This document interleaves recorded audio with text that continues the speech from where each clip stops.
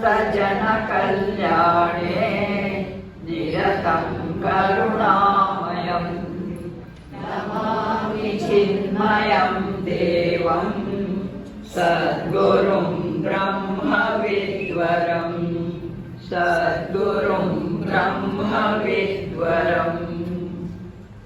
सद्गुरु ಸ್ವರೂಪ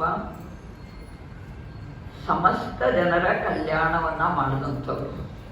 ಸಮಸ್ತರು ಅಂದರೆ ಎಲ್ಲರೂ, ಮಕ್ಕಳಿಂದ ಹಿಡಿದು ವಯಸ್ಸಾದವರೆಗೂ ಮಕ್ಕಳಿಗೋಸ್ಕರ ಅವರಿಗೆ ಒಳ್ಳೇದಾಗಲಿ ಅಂತ ಹೇಳಿ ಬಾಲ್ಯವಿಹಾರ ಸ್ಟಾರ್ಟ್ ಮಾಡಿದ್ರು. ನಂತರ ಅವರೇ ಬೆಳೆದು ದೊಡ್ಡಾದ್ಮೇಲೆ ಯುವಜನ ಅವರಿಗೋಸ್ಕರನೂ, ನಂತರ ವೃದ್ಧಾಪ್ಯದಲ್ಲಿರುವಂಥವ್ರು, ವಯಸ್ಸಾದಂಥವ್ರು ಅವರಿಗೆ ಗೀತಾ ಜ್ಞಾನ ಯಜ್ಞ ಮತ್ತು ಈ ಒಂದು ಸ್ಟಡಿ ಗ್ರೂಪ್ ಅಂತ ಏನು ಮಾಡ್ತಾಯಿದ್ರು ಅದನ್ನು ಮಾಡೋದಕ್ಕೆ ಸ್ಟಾರ್ಟ್ ಮಾಡಿದ್ರು. ಇಡೀ ವಿಶ್ವದಾದ್ಯಂತ ಇವೆಲ್ಲವೂ ನಡೀತಾ ಇದೆ. ಒಂದು ಕಾಲದಲ್ಲಿ ಬಾಲ್ಯವಿಹಾರದಲ್ಲಿರುವಂಥ ಮಕ್ಕಳೇನೇ ದೊಡ್ಡವರಾಗಿ ಅವ್ರಿಗೆ ಮಕ್ಕಳು ಅವರಿಗೆ ಬಾಲ್ಯವಿಹಾರ ಮಾಡ್ತಾ ಇದ್ದಾರೆ. ಇದು ಗುರುದೇವ್ ಮಾಡಿರುವಂಥ ಕಾರ್ಯ. ಇಡೀ ಜಗತ್ತಿನಾದ್ಯಂತ ಇದು ನಡೀತಾ ಇದೆ. ಎಷ್ಟೋ ಜನ ಹೇಳ್ತಾರೆ ನಾವು ಬಾಲ್ಯವಿಹಾರ ಸ್ಟೂಡೆಂಟ್ ಆಗಿದ್ವಿ, ನಮ್ಮ ಮಕ್ಕಳಿಗೆ ನಾನು ಹೇಳ್ಕೊಡ್ತಾ ಇದ್ದೀನಿ. ಅಂದರೆ 3 ಜನರೇಷನ್ಗೆ ಆಗಿದೆ ಇವಾಗ.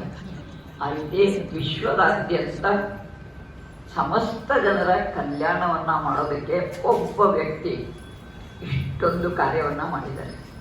ಇವನ್ ಚಿನ್ಮಯ ಮಿಷನ್ನು ಅವ್ರ ಹೆಸರಿನಲ್ಲೇ ನಡೀತಾ ಇರೋದು, ಅವ್ರ ಹೆಸರೇನೇ ನಡೆಸ್ಕೊಂಡು ಹೋಗ್ತಾ ಇದೆ. ಅಂತೂ ಗೀತಾ ಜ್ಞಾನ ಯಜ್ಞ ಬಹಳ ಪಾಪ್ಯುಲರ್ ಮಾಡಿದ್ದು ಅವರೇನೇ. ಗೀತಾ ಜ್ಞಾನ ಯಜ್ಞ ಅಂತಂದರೆ ಚಿನ್ಮಯ ಮಿಷನ್ನು, ಚಿನ್ಮಯ ಮಿಷನ್ ಅಂದರೆ ಚಿನ್ಮಯಾನಂದರು ಆಡಳಿತಗೆ ಆಗಿದೆ. ಮೊದಲು ಅವರು ಉಪನಿಷತ್ತನ್ನು 90 ದಿವಸ ಪ್ರವಚನ ಮಾಡ್ತಾ ಇದ್ರು ಉಪನಿಷತ್ತನ್ನು. ನಂತರ ಅವರೇನೇ ಜನಸಾಮಾನ್ಯರಿಗೆ ಬೇಕಾಗಿರುವಂಥದ್ದು ಭಗವದ್ಗೀತೆ. ನಿತ್ಯ ಜೀವನದಲ್ಲಿ ಅವರಿಗೆ ಭಗವದ್ಗೀತೆ ಸಹಾಯ ಮಾಡುತ್ತೆ. ಅದಕ್ಕೋಸ್ಕರ ಅವರು ಗೀತಾ ಜ್ಞಾನ ಯಜ್ಞ ಅಂದರೆ ಭಗವದ್ಗೀತೆಯನ್ನು ಹೇಳೋದಕ್ಕೆ ಪ್ರಾರಂಭ ಮಾಡಿದ್ರು. ತಮ್ಮ ನಂತರನೂ ಈ ಕಾರ್ಯ ನಡೀತಾ ಹೋಗಬೇಕು ಅಂತ ಹೇಳಿ ಸಾಂದೀಪನಿ ಸಾಧನಾಲಯ ಸ್ಥಾಪನೆ ಮಾಡಿದ್ರು.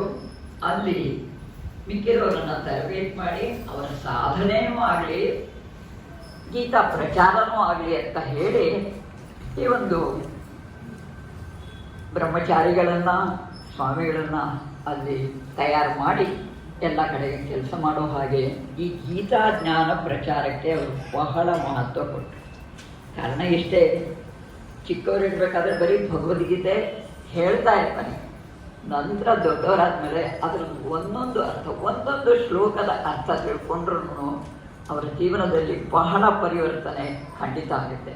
ಬಹಳಷ್ಟು ಜನ ಇವಾಗ ಸೆಲೆಬ್ರಿಟೀಸ್ ಅಂತ ಇದ್ದಾರೆ, ಅವರು ಹೇಳ್ತಾರೆ ನಾವು ಭಗವದ್ಗೀತೆಯಿಂದನೇ ಪ್ರೇರಣೆ ಪಡೆದಿದ್ದು. ಅದರಿಂದ ಮಕ್ಕಳು ಸಹ ಭಗವದ್ಗೀತೆಯನ್ನು ಮೊದಲು ಕಂಠಪಾಠ ಹೇಳ್ತಾ ಇರಲಿ, ನಂತರ ಅದರಿಂದ ಪ್ರೇರಣೆ ಪಡೆಯಬೇಕಾಗಿ ದೊಡ್ಡವರು ನಾವು ಪ್ರತಿನಿತ್ಯ ಹೆಚ್ಚೆಲ್ಲ ಒಂದು 10 ನಿಮಿಷ, ಮ್ಯಾಕ್ಸಿಮಮ್ ಅರ್ಧ ಗಂಟೆ ದಿನ ಭಗವದ್ಗೀತೆಯನ್ನು ವ್ಯಾಖ್ಯಾನ ಇರೋದು. ದೊಡ್ಡವರು, ಚಿಕ್ಕವರು ಭಗವದ್ಗೀತೆಯನ್ನು ಹೇಳ್ಬೋದು. ಅಂತೂ ಈ ಒಂದು ಭಗವದ್ಗೀತೆಯನ್ನು ಬಹಳ ಪಾಪ್ಯುಲರ್ ಮಾಡಿದ್ದು, ಬರೀ ಪೂಜಾ ಗ್ರಂಥವಾಗಿದ್ದು ಎಲ್ಲರ ಕೈನಲ್ಲಿ ಬರುವ ಹಾಗಾಯಿತು, ಎಲ್ಲರ ಮನಸ್ಸಿನಲ್ಲಿ ಬರುವ ಹಾಗಾಯಿತು, ಎಲ್ಲರ ಬುದ್ಧಿಯನ್ನು ಬೆಳಗೋದಕ್ಕೆ ಶುರುವಾಯಿತು.